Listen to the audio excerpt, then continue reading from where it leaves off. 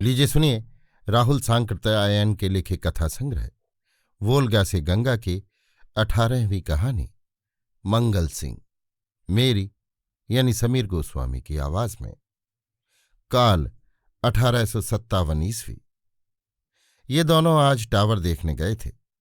वहां उन्होंने उन कोठरियों को देखा जिनमें राजा के विरोधी जिंदगी भर सड़ा करते थे, उन सिकंजों, कुल्हाड़ों तथा दूसरे हथियारों को देखा जिनसे राजा साबित करते थे कि जीवन मरण उसके हाथ में है और सही माने में वो पृथ्वी पर ईश्वर के युवराज या यमराज हैं। लेकिन सबसे ज्यादा जिस चीज ने उन्हें आकर्षित किया था वो था वो स्थान जहां इंग्लैंड के राजा रानियों के सिर कटकर भूमि पर लुंठित हुए थे। एनी रसल ने आज भी उसके हाथ में अपने कोमल हाथों को दे रखा था, किंतु आज उनकी कोमलता का कुछ दूसरा ही असर उसके ऊपर पड़ रहा था।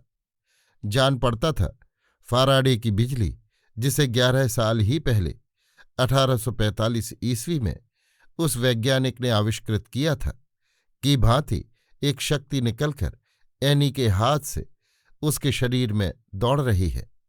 मंगल सिंह ने कहा, एनी, तुम बिजली उद्गम यानी बैटरी हो क्या?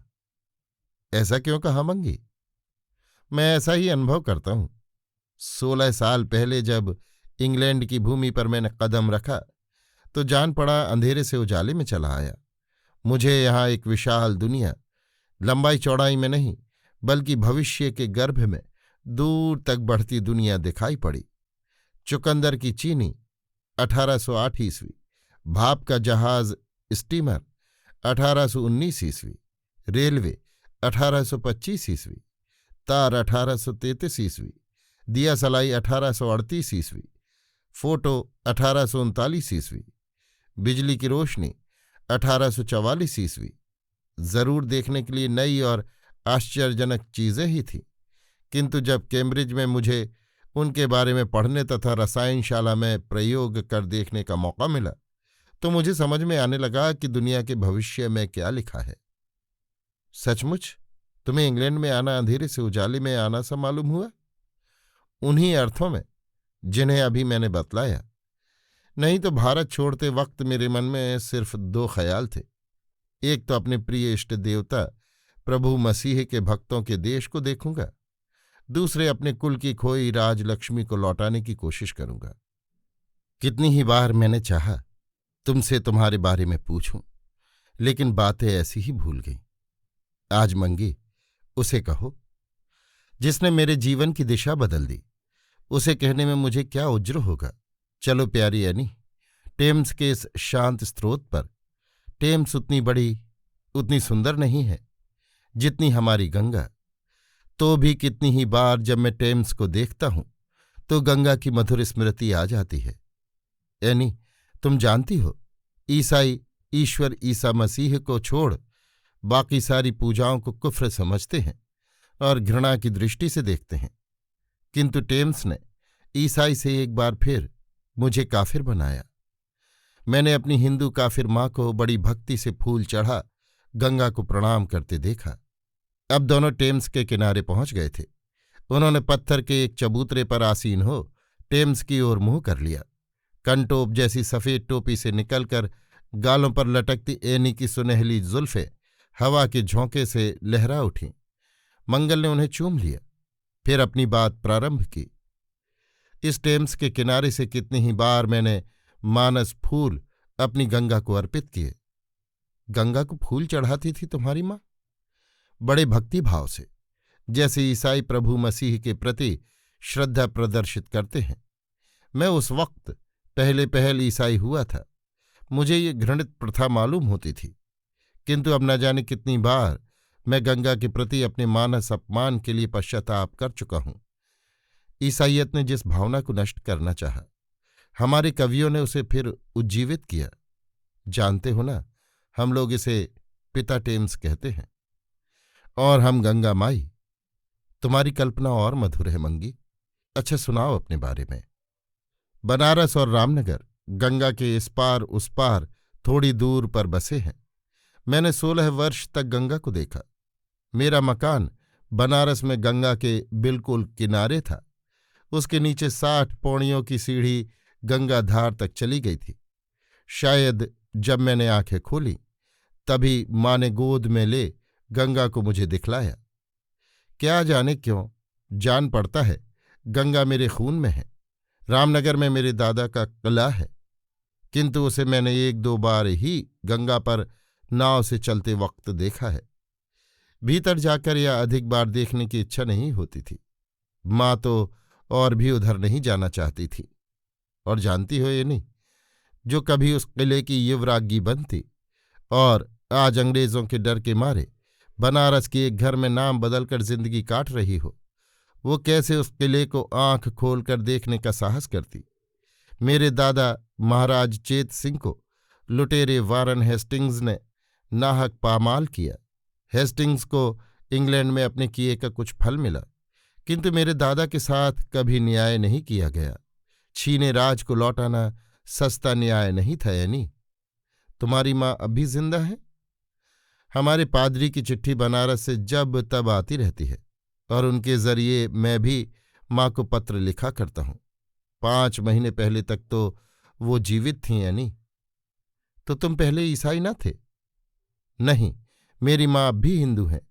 मैंने पहले चाहा था उसे भी ईसाई बनाना, किंतु अब तो तुम भी माँ के साथ गंगा माई को फूल चढ़ा प्रणाम करोगे और पादरी साहब कहेंगे इसने ईसाई धर्म को छोड़ दिया।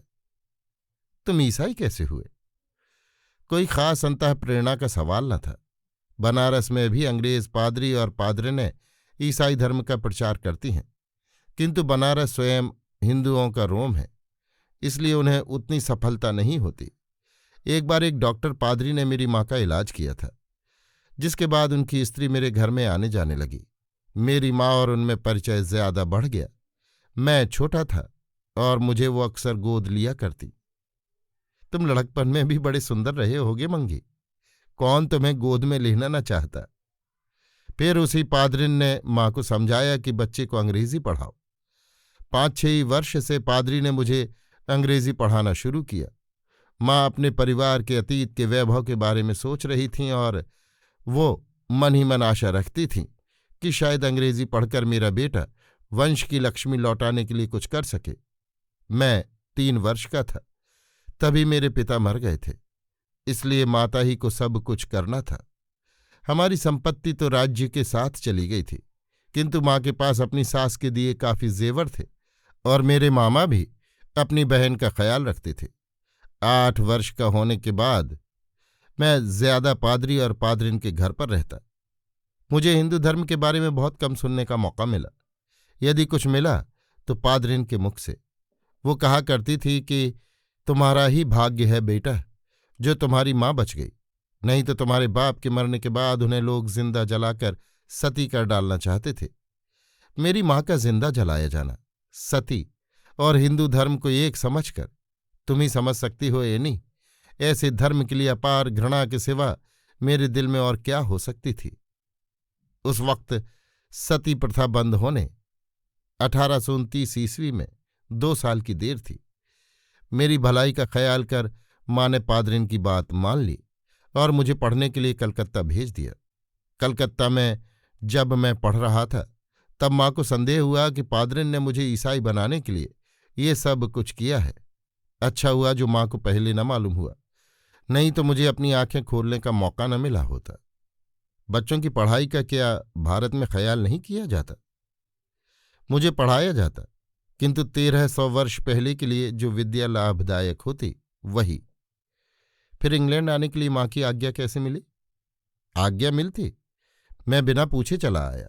पादरी ने मदद की, कैम्ब्रिज में पढ़ने का इंतजाम कर दिया। यहां से मैंने जब कुशल आनंद का समाचार माँ को लिखा तो उन्होंने आशीर्वाद भेजा। वो 55 से ऊपर हो गई हैं, हर चिट्ठी में चले आने के लिए लिखती हैं। और तुम क्या जवाब देते हो? जवाब क्या, बहाना। वो समझती हैं मैं राजधानी में हूं, इंग्लैंड की रानी से मेरी मुलाकात है और किसी वक्त मैं चेत सिंह की गद्दी का मालिक होकर लौटूंगा।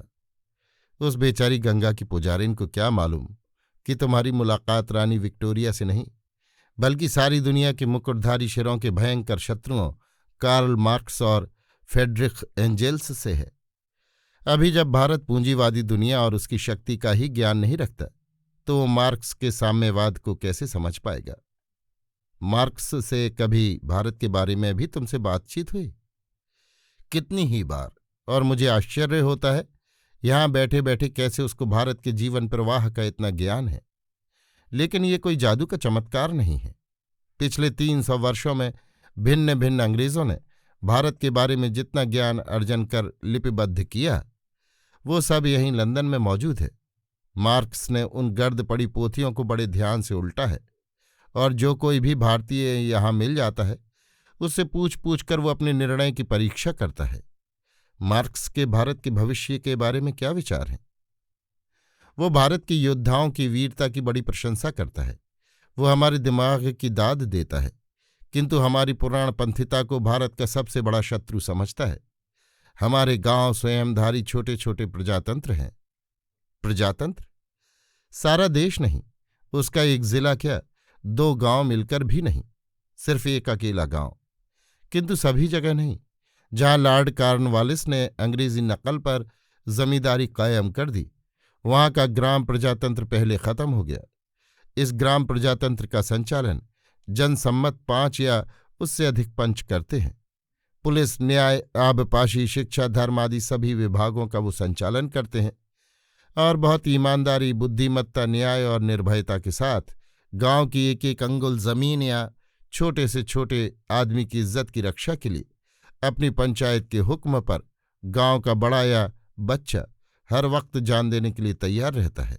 मुसलमान शासकों ने पहले पहल, जबकि उनका राज दिल्ली के आसपास थोड़ी दूर ही तक था और वो अपने को मुसाफिर समझते थे, पंचायतों को नुकसान पहुंचाना चाहा था, किंतु पीछे उन्होंने पंचायतों के स्वायत्त शासन को मंजूर किया।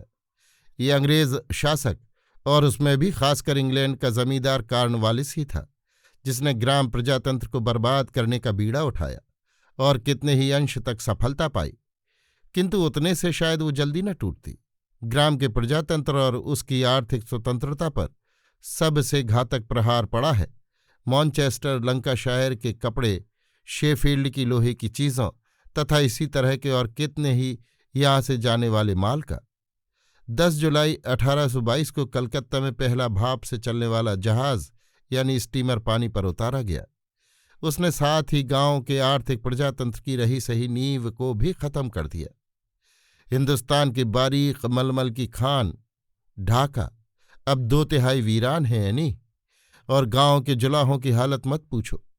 जो भारतीय गांव अपने लोहार, कुम्हार, जुलाहे, कत्तिनों के कारण अपने को स्वतंत्र समझता था, अब उसके ये कारीगर हाथ पर हाथ धरे बैठे भूखे मर रहे हैं और उनके लिए लंकाशायर, मॉन्चेस्टर, बर्मिंघम, शेफील्ड माल भेज रहे हैं। सिर्फ कपड़े को ले लो। 1814 ईस्वी में ब्रिटेन में भारत से 18,66,608 थान कपड़ा आया था और 1835 ईस्वी में 3,76,086 थान। इन्हीं दोनों सालों में हमारे यहाँ 8 संख 18 खरब 20 अरब 85 करोड़ 17,77,277 गज विलायती कपड़े का जाना बढ़ गया। अब ढाका के मलमल को तैयार करने वाला भारत अपनी रुई को विलायत भेज कपड़ा बनवा रहा है। और कितना? हाल ही का आंकड़ा ले लो। ईस्वी 1846 में 10,75,309 पौंड की रुई यहां आई। कितनी क्रूरता, कितना अत्याचार! किंतु मेरे गुरु कहते हैं हमारा दिल रोता है विदेशियों के इस अत्याचार के लिए, किंतु हमारी बुद्धि खुश होती है इस पुराणपंथी गढ़ के पतन से। तब दोनों का दो रास्ता होगा। दोनों का दो रास्ता होता ही है ऐनी। माँ कितनी पीड़ा अनुभव करती है प्रसव के वक्त, किंतु साथ ही वो संतान की प्राप्ति का आनंद भी अनुभव करती है। बिना ध्वंस की रचना नहीं हो सकती। इन छोटे छोटे प्रजातंत्रों को तोड़े बिना एक शक्तिशाली बड़े प्रजातंत्र की नींव नहीं रखी जा सकती। जब तक भारतीयों की भक्ति केवल उनके ग्राम प्रजातंत्र तक सीमित है, तब तक बड़ी देशभक्ति, सारे भारत के लिए आत्मत्याग को वो नहीं प्राप्त कर सकते। अभी अंग्रेज सिर्फ जहाज, रेल, तार जैसे अपने व्यापार के सुभीते वाले यंत्रों को ही भारत में फैला रहे हैं, किंतु मार्क्स का कहना ठीक है। जब रेलों के बनाने और मरम्मत के लिए अंग्रेज पूंजीपति भारतीय कोयले लोहे का इस्तेमाल करने के लिए मजबूर हैं, तो कितने दिनों तक वहीं सस्ते में इन सामानों को तैयार करने से वो परहेज करेंगे।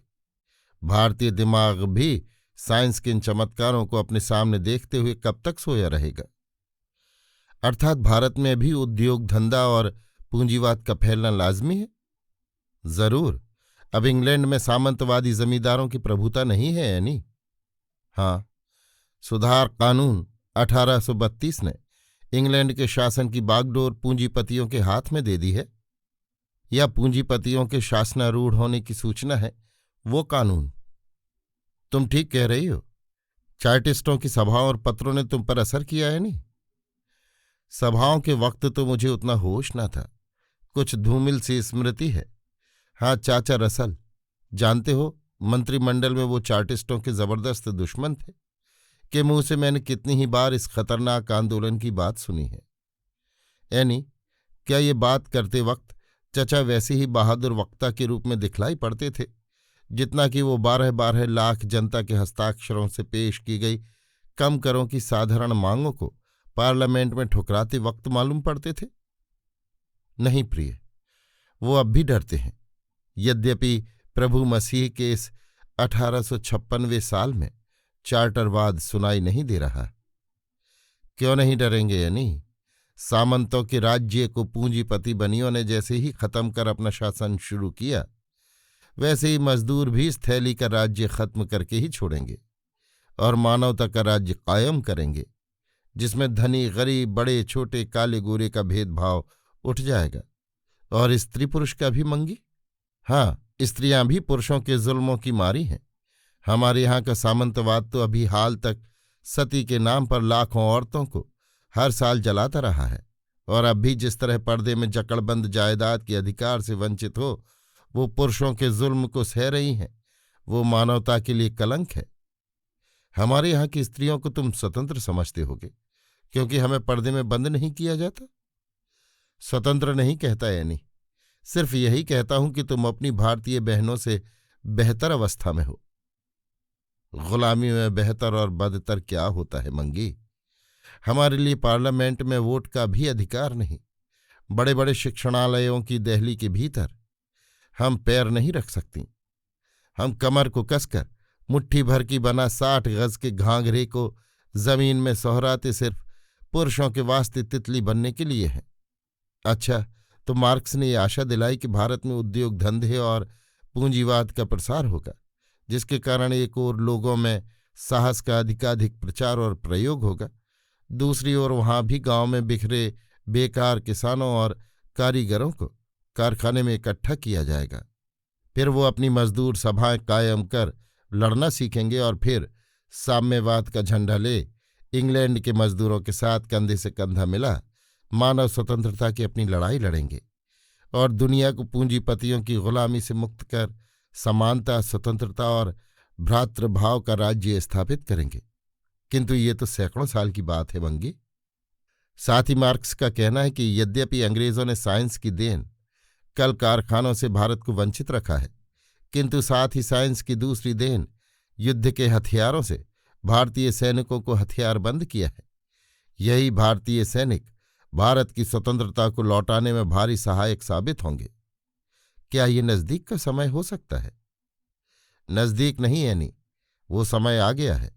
अखबारों में पढ़ा ना, 7 फरवरी 1856 ईस्वी को अवध अंग्रेजी राज्य में मिला लिया गया। हाँ, और बेईमानी से। बेईमानी और ईमानदारी पर हमें बहस नहीं करनी है।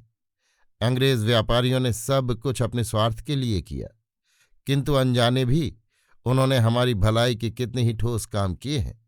उन्होंने ग्राम प्रजातंत्रों को तोड़ विस्तृत देश को हमारे सामने रखा। उन्होंने अपने रेलों, तारों, जहाज़ों से हमारी कूपमंडूकता को तोड़ विशाल जगत के साथ हमारा नाता स्थापित किया। अवध का दखल करना कुछ रंग लाएगा और मैं इसी की प्रतीक्षा करता था यानी। मार्क्स के शिष्य से और क्या आशा की जा सकती है? गंगा का प्रशांत तट फिर अशांत होना चाहता है। बिठूर के विशाल महल में पेशवा का उत्तराधिकारी तख्त ही नहीं, पेंशन से वंचित नाना छोटा अवध के अंग्रेजों के ताज़ा शिकार होने के वक्त से ही ज्यादा सक्रिय हो गया है। उसके आदमी अपने जैसे दूसरे पदच्युत सामंतों के पास रात दिन दौड़ लगा रहे हैं। उसके सौभाग्य से अंग्रेज एक और गलती कर बैठे, और वो गलती नहीं बल्कि नित नए होने वाले जगत में जीने का काम था।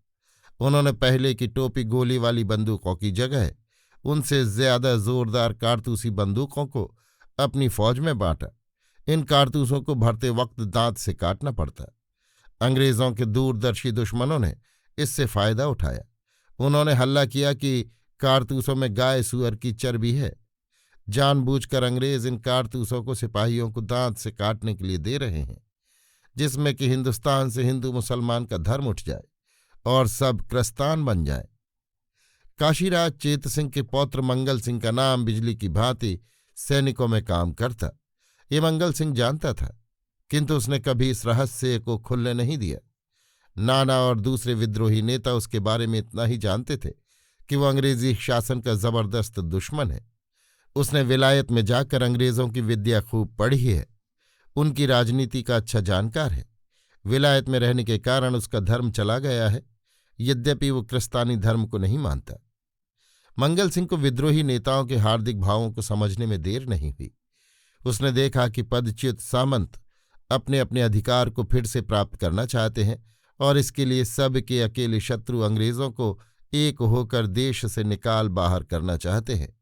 उनके लिए जान देने वाले सिपाही उनकी नज़र में शतरंज की मोहरों से बढ़कर कोई हैसियत नहीं रखते थे। सिपाही धर्म जाने के डर से उत्तेजित हुए, और शायद कारतूस की चर्बी को मुंह से काटने से बचा दिए गए होते तो कंपनी बहादुर की जय जयकार वो अनंत काल तक मनाते। उसके लिए अपनी गर्दनों को कटाते रहते। और हिंदू मुसलमान के बीच की खाई, वो तो बिल्कुल नहीं कम हुई, बल्कि यदि विद्रोह सफल होता तो धर्म के नाम पर उभाड़े निरक्षर सिपाही अल्लाह और भगवान की कृपा पात्र बनने के लिए अपने को और भी ज्यादा कट्टर धार्मिक साबित करने की कोशिश करते। इसके अतिरिक्त यदि दूसरा कोई ख्याल उनके दिलों में काम कर रहा था तो वो था गांवों नगरों को लूटना। यद्यपि इस दोष के भागी सिपाहियों की थोड़ी संख्या थी, और शायद कम ही जगहों में उन्होंने इसे किया भी, किंतु हल्ला इतना हो गया था कि ग्रामीण जनता के ऊपर उनका डाकुओं जैसा आतंक छाया हुआ था। देश की मुक्तिदात्री सेना के प्रति ये ख्याल अच्छा नहीं था। पहले इन बातों को जानकर मंगल सिंह को निराशा हुई। वो चेत सिंह के सिंहासन को पाने के लिए नहीं लड़ने आया था। वो आया था समानता, स्वतंत्रता और भ्रातृभाव के शासन को स्थापित करने, जिसमें जात पात हिंदू मुसलमान का भेदभाव भी वैसा ही अवांछनीय था जैसा कि अंग्रेज पूंजीपतियों का शासन। वो कूपमंडूकता की रक्षा के लिए नहीं आया था, बल्कि आया था भारत की सदियों की दीवारों को तोड़कर उसे विश्व का अभिन्न अंग बनाने। वो आया था अंग्रेज पूंजीपतियों के शोषण और शासन को उठा भारत की जनता को स्वतंत्र हो दुनिया के दूसरे देशों की जनता के साथ भ्रातृभाव स्थापित कर एक बेहतर दुनिया के निर्माण में नियुक्त करने। वो कारतूस की चर्बी के झूठे प्रचार को कभी पसंद नहीं कर सकता था, और न यही कि उसके द्वारा भारत में मजहब अपनी जड़ों को फिर मजबूत करे। नाना और दूसरे विद्रोही नेता स्वयं बढ़िया से बढ़िया विलायती शराबें उड़ाते थे, और मौका मिलने पर मद्य और शूकर मांस भक्षण करके आई गौरांग सुंदरियों के जूठे ओठों को चूसने के लिए तैयार थे। किंतु इस वक्त वो धर्म रक्षा के लिए सिपाहियों का नेतृत्व करना चाहते थे। किंतु इन सब दोषों के साथ जब एक बात पर मंगल सिंह ने ख्याल किया तो उसे अपने कर्तव्य के निश्चय में देर न लगी। भारत अंग्रेज पूंजीपति शासकों तथा हिंदुस्तानी सामंतों की दोहरी गुलामी में पिस रहा है, जिनमें सबसे मजबूत और सबसे चतुर है अंग्रेजों का शासन। उसके हटा देने पर सिर्फ स्वदेशी सामंतों से भुगतना पड़ेगा, जो कि भारतीय जनता के लिए अधिक आसान होगा। जनवरी का महीना था। रात को काफी सर्दी पड़ती थी, यद्यपि वो लंदन के मुकाबले में कुछ न थी। बिठूर में चारों ओर सुनसान था, किंतु पेशवा के महल के दरबान अपनी अपनी जगहों पर मुस्तैद थे। उन्होंने अपने स्वामी के एक विश्वसनीय आदमी के साथ किसी अजनबी को महल के भीतर घुसते देखा, किंतु वो आजकल ऐसे अजनबियों को हर रात महल के भीतर घुसते देखा करते थे। मंगल सिंह की नाना से ये पहली मुलाकात न थी, इसलिए वो एक दूसरे को भली प्रकार जानते थे। मंगल सिंह ने वहां अपने अतिरिक्त दिल्ली के पेंशनखोर बादशाह, अवध के नवाब, जगदीशपुर के कुंवर सिंह तथा दूसरे भी कितने ही सामंतों के दूतों को उपस्थित पाया। लोगों ने बतलाया कि बजबज, कलकत्ता, दानापुर, कानपुर, लखनऊ, आगरा, मेरठ आदि छावनियों के सिपाहियों में विद्रोह की भावना कहाँ तक फैल चुकी है। ये आश्चर्य की बात थी कि इतनी बड़ी शक्ति के मुकाबले के लिए अपनी कुछ भी फौज न रखते हुए वो सामंत सिर्फ बागी पलटनों पर सारी आशा लगाए हुए थे, और जहां तक सैनिक विद्या का संबंध था प्रायः सारे ही नेता उससे कोरे थे, तो भी वो जनरल का पद स्वयं लेने के लिए तैयार थे। नाना ने बहुत आशाजनक स्वर में कहा, भारत में अंग्रेजों का राज्य निर्भर है हिंदुस्तानी पलटनों पर, और आज वो हमारे पास आ रही हैं। लेकिन सभी हिंदुस्तानी पलटनें हमारे पास नहीं आ रही हैं नाना साहिब। पंजाबी सिखों के बिगड़ने की अभी तक कोई खबर नहीं है, बल्कि हिंदुस्तान की बाकी पलटनों ने अंग्रेजों की ओर से लड़कर जिस तरह उनके पंजाब को पराजित किया, उसे स्मरण रखते हुए पंजाबी बदला लेना चाहेंगे। अंग्रेज बड़े होशियार हैं नाना साहब, नहीं तो पेशवा और नवाब अवध की भांति यदि उन्होंने दलीप सिंह को भी भारत में कहीं नजरबंद कर रखा होता तो आज हमें सारी सिख पलटन को अपनी ओर मिलाने में बड़ी आसानी होती। खैर, हमें याद रखना चाहिए कि सिख नेपाल और रियासतों की पलटनें हमारे साथ नहीं हैं, और जो देश के युद्ध में हमारे साथ नहीं है उन्हें हमें अपने विरुद्ध समझना चाहिए।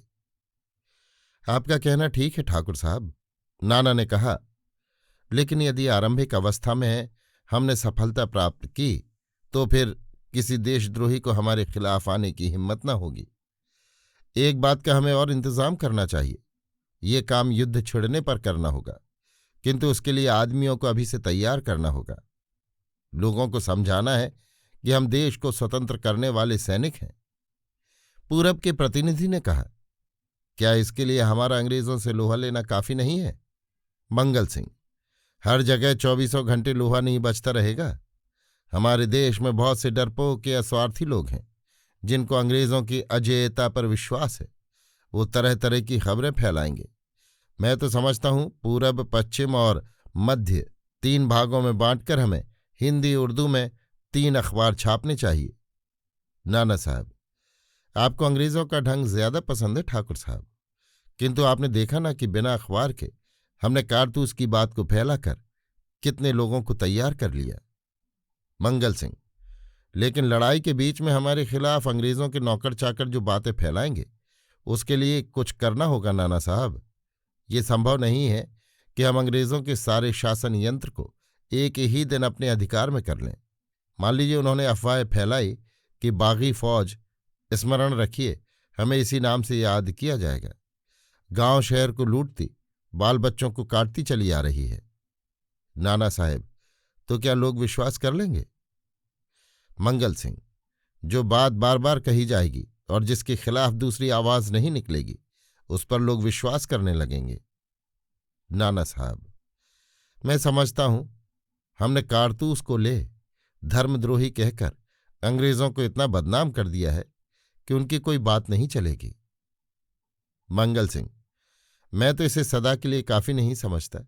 खैर, एक बात और, हमारी इस लड़ाई को अंग्रेज सिर्फ बगावत कहकर दुनिया में प्रचार करेंगे, किंतु दुनिया में हमारे दोस्त और अंग्रेजों के बहुत से दुश्मन भी हैं जो हमारी स्वतंत्रता की कामना करेंगे। खासकर यूरोपियन जातियों में ऐसे कितने ही हैं। इसलिए हमें अपने युद्ध को सारे यूरोपियन लोगों के खिलाफ जहाद नहीं बनाना चाहिए और न लड़ने वाले अंग्रेज बाल वृद्ध स्त्रियों के ऊपर हाथ छोड़ना चाहिए।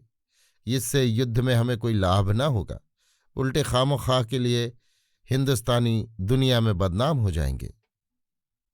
नाना साहब, ये तो सेनापतियों के ख्याल करने की बात है और मैं समझता हूं किस वक्त क्या करना चाहिए इसे वो खुद निश्चय कर सकते हैं। मंगल सिंह, आखिरी बात ये कहनी है कि जिस युद्ध के लड़ने में सिपाही अपने प्राणों की बाजी लगा रहे हैं और हम साधारण जनता से भी सहायता की आशा रखते हैं, उसे सिर्फ चर्बी वाले कारतूसों के झगड़े पर आधारित नहीं होना चाहिए। हमें बतलाना चाहिए कि अंग्रेजों को निकालकर हम किस तरह का राज्य चलाना चाहते हैं। उस राज्य में लड़ने वाले सिपाहियों और जिन किसानों में से वो आए हैं उन्हें क्या लाभ होगा? नाना साहब, क्या धर्मद्रोहियों के शासन को उठा देना उनके संतोष के लिए पर्याप्त न होगा? ये प्रश्न आपसे ही यदि पूछा जाए तो आप क्या जवाब देंगे? क्या आपके दिल में पेशवा की राजधानी पूना में लौटने की इच्छा नहीं है? क्या नवाबजादा के दिल में लखनऊ के तख्त का आकर्षण नहीं है? जब आप लोग कारतूस और अंग्रेजों के राज्य के निकालने से अधिक की इच्छा रखते हैं, जिसके लिए आप जान की बाजी लगाने जा रहे हैं, तो मैं समझता हूं बेहतर होगा हम भी साधारण जनता के सामने उसके लाभ की भी कुछ बातें रखें। जैसे हम गांव-गांव में पंचायतों को कायम करेंगे जिसमें कम खर्च में लोगों को न्याय प्राप्त हो। हम सारे मुल्क की एक पंचायत बनाएंगे जिसको गांव-गांव की प्रजा चुनेगी और जिसका हुक्म बादशाह पर भी चलेगा। हम जमींदारी प्रथा को उठा देंगे और किसान और सरकार के बीच कोई दूसरा मालिक न रहेगा। जागीर जिसको मिलेगी उसे सिर्फ सरकार को मिलने वाली मालगुजारी के पाने का हक होगा। हम कल कारखानों को बढ़ाकर अपने यहाँ के सभी कारीगरों को काम देंगे और कोई बेकार नहीं रहने पाएगा। हम सिंचाई के लिए नहरें, तालाब और बांध बनाएंगे जिससे करोड़ों मजदूरों को काम मिलेगा। देश में कई गुना बेशी अनाज पैदा होगा और किसानों के लिए बहुत से नए खेत मिलेंगे। मंगल सिंह की बातों पर किसी ने गंभीरतापूर्वक विचार नहीं करना चाहा। सबने ये कहकर टाल दिया कि ये तख्त के हाथ में आने के बाद की बात है। चारपाई पर लेटने पर बड़ी देर तक मंगल सिंह को नींद नहीं आई। वो सोच रहा था, ये साइंस का युग है। रेल, तार, स्टीमर के जादू को ये खुद देख रहे हैं। दिया सलाई, फोटोग्राफी और बिजली के प्रकाश के युग में हम घुस रहे हैं, किंतु ये लोग पुराने युग के सपने देख रहे हैं। तो भी इस घोर अंधकार में एक बात उसे स्पष्ट मालूम होती थी, इस लड़ाई को सिर्फ जनता के बल पर ही जीता जाएगा, जिसके कारण जनता अपने बल को समझेगी। विलायती पूंजीपतियों ने जिस तरह विलायत के मजदूरों की शक्ति से मदद ले अपने प्रतिद्वंद्वियों को हटा उन्हें अंगूठा दिखा दिया, उसी तरह ये भारतीय सामंत भी भारतीय जनता, सिपाहियों, किसानों के साथ काम निकल जाने पर भले ही गद्दारी करें, किंतु वो जनता से उनके आत्मविश्वास को नहीं छीन सकते और न बाहरी शत्रुओं से बचने के लिए साइंस के नए नए आविष्कारों को अपनाने से इनकार कर सकते। रेलों की पटरियां, तार के खंभे, कलकत्ता में बनते भाप के स्टीमर अब भारत से विदा नहीं हो सकते। मंगल सिंह का विश्वास इन दकियानूसी सामंतों पर नहीं, बल्कि पृथ्वी पर मानव की परिवर्तनकारिणी शक्ति जनता पर था। 10 मई 1857 ईस्वी को मंगल सिंह मेरठ के पास थे जब सिपाहियों ने वहां विद्रोह का झंडा उठाया। बहादुर शाह के प्रतिनिधि के तौर पर उन्हें सिपाहियों की एक टुकड़ी को अपने प्रभाव में लाने का मौका मिला। सामंत नेता मंगल सिंह की योग्यता के कायल थे, किंतु साथ ही ये भी समझते थे कि उसका उद्देश्य उनसे बिल्कुल दूसरा है। इसीलिए मंगल सिंह को दिल्ली की ओर न भेजकर उन्होंने पूरब की ओर रवाना किया। कौन कह सकता है, मेरठ से पूरब और पश्चिम की ओर फूटने वाले इन रास्तों ने भारत के उस स्वातंत्र्य युद्ध के भाग्य में पूरब पश्चिम का अंतर नहीं डाल दिया। दिल्ली की ओर जाने वाली सेना को मंगल सिंह जैसा नेता चाहिए था, जो कि दिल्ली की प्रतिष्ठा को पूरी तौर से विजय के लिए इस्तेमाल कर सकता। मंगल सिंह की टुकड़ी में 1000 सिपाही थे, जो विद्रोह के दिन से ही समझने लगे कि हम सभी जनरल हैं। मंगल सिंह को 1 हफ्ता लग गया इसे समझाने में कि सिर्फ जनरलों की फौज कभी जीत नहीं सकती। सेना में मंगल सिंह को छोड़ उच्च सैनिक विद्या का जानकार दूसरा आदमी न था, और यही बात सभी विद्रोही सेनाओं के बारे में थी। मंगल सिंह को एक जगह ठहरकर शिक्षा देने का मौका न था। उस वक्त जरूरत थी अधिक से अधिक जिलों में अंग्रेजों की शक्ति को तुरंत खत्म करने की। गंगा पार हो रुहेलखंड में दाखिल होते ही हर रात को मंगल सिंह ने सिपाहियों को नियम से अपने राजनीतिक ध्येय को बतलाना शुरू किया। सिपाहियों को समझने में कुछ देर लगी। उनके मन में कितने ही संदेह उठते थे। मंगल सिंह ने उनका समाधान किया। फिर मंगल ने फ्रांस की 2 क्रांतियों 1792 और 1848 के इतिहास को सुनाया। ये भी बतलाया कि कैसे वेल्स के अंग्रेज मजदूरों ने हिंदुस्तान में शासन करने वाली इन्हीं अंग्रेज बनियों के खिलाफ तलवार उठाई और बड़ी बहादुरी से लड़े। उन्हें अपने संख्या बल से बनिए दबा सके, किंतु उनके जीते अधिकारों को बनिए छीन नहीं सके। समझकर लड़ने वाले इन सिपाहियों का बर्ताव ही बिल्कुल बदल गया था। उनमें से हर एक आज़ादी की लड़ाई का मिशनरी था, जो गांवों, कस्बों, शहरों के लोगों में अपनी बात, अपने व्यवहार से लोगों के दिलों में विश्वास और सम्मान पैदा करता था। अंग्रेजी खजानों के एक एक पैसे को ठीक से खर्च करना, जरूरत होने पर लोगों से कर उगाहना, किंतु स्थानीय पंचायत कायम कर उसे तथा लोगों को समझा उनकी मर्जी और क्षमता के अनुसार किसी भी चीज को बिना दाम के न लेना, और मंगल सिंह का हर जगह हजारों की भीड़ में लोगों को समझाना, ये ऐसी बातें थीं जिनका प्रभाव बहुत जल्द मालूम होने लगा। झुंड के झुंड तरुण आज़ादी की सेना में भर्ती होने के लिए आने लगे। मंगल सिंह ने सैनिक कवायद, परेड ही नहीं, गुप्तचर, रसद प्रबंध आदि की शिक्षा का प्रबंध किया। हकीमों और वैद्यों की टुकड़ी अपने साथ शामिल की। सामंतशाही लूट रिश्वत की गंदगी को दूर करने के लिए शिक्षितों में देशभक्ति के भारी डोज की जरूरत थी, और इस वक्त उसका देना आसान न था। तो भी जो 2 दिन भी मंगल सिंह के साथ रह गया, वो प्रभावित हुए बिना नहीं रह सका। सिपाहियों के बीच उनसे हंसकर बातचीत करते मंगल सिंह को देखकर कोई कह नहीं सकता था कि वो इतनी बड़ी पलटन, आखिरी वक्त उसकी सेना 2000 तक पहुंची थी, का जनरल होगा। साथ ही उसके इशारे पर जान देने के लिए पलटन का एक एक जवान तैयार था। मंगल सिंह ने सदा सिपाहियों के चौके की रोटी खाई। वो सदा उन्हीं की तरह कंबल पर सोया और खतरे के मुकाम पर सबसे आगे रहा। उसने बंदी अंग्रेज स्त्री पुरुषों को बहुत आराम से रखा। उन्हें भी सेनापति की भद्रता को देखकर आश्चर्य होता था, क्योंकि उस समय के यूरोप में भी कैदियों के साथ इस तरह का बर्ताव नहीं देखा जाता था। मंगल सिंह रुहेलखंड के 4 जिलों में गया और उसने चारों का बहुत सुंदर प्रबंध किया। नाना साहब ने 5 जून 1857 ईस्वी को अंग्रेजों के खिलाफ तलवार उठाई, और 1.5 महीना भी नहीं बीतने पाया कि 18 जुलाई को उसे अंग्रेजों के सामने हार खानी पड़ी। हवा का रुख मालूम होते मंगल सिंह को देर न हुई, तो भी उसने आज़ादी के झंडे को जीते जी गिरने नहीं दिया।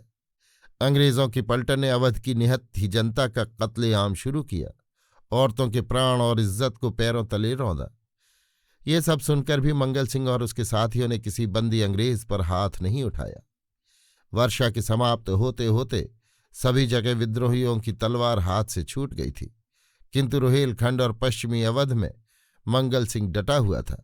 चारों ओर से अंग्रेज, गोरखा और सिख फौजें उस पर आक्रमण कर रही थीं। स्वतंत्रता के सैनिकों की संख्या दिन पर दिन कम होती जा रही थी। मंगल सिंह ने भविष्य को समझाकर बहुतों को घर भेज दिया, किंतु मेरठ से उसके साथ निकले उन 1000 सिपाहियों में एक भी उसका साथ छोड़ने के लिए राजी न हुआ। और आखिर में उसने वो नज़ारा देखा जिसने मृत्यु को मंगल सिंह के लिए आनंद की चीज बना दिया। मरने के लिए उसकी इस छोटी टुकड़ी में ब्राह्मण, राजपूत, जाट, गूजर, हिंदू, मुसलमान का भेद जाता रहा। सब एक साथ रोटी पकाते, एक साथ खाते। इस प्रकार उसने हिंदुस्तान की एक जातीयता का नमूना उपस्थित किया। बिंदा सिंह, देवराम, सदाफल पांडे, रहीम खां, गुलाम हुसैन, मेरठ के 5 सिपाही मंगल सिंह के साथ रह गए थे, जबकि आखिर बार गंगा में नाव पर दोनों ओर से वो घिर गए। बंदी अंग्रेज नरनारियों की प्रार्थना पर अंग्रेज जनरल ने माफी की घोषणा करके बहुत चाहा कि मंगल सिंह आत्मसमर्पण कर दे, किंतु मंगल सिंह ने इसे कभी नहीं माना। आज भी उससे कहा गया, किंतु उसने गोलियों से इसका जवाब दिया। आखिर में गंगा में 6 लाशों को लेकर नाव जब बह चली तो उसे पकड़ा गया। अंग्रेजों ने उस समय भारत की वीरता की पूजा की। अभी आप सुन रहे थे राहुल सांकृत्यायन के लिखे कथा संग्रह वोल्गा से गंगा की 18वीं कहानी मंगल सिंह, मेरी यानी समीर गोस्वामी की आवाज में।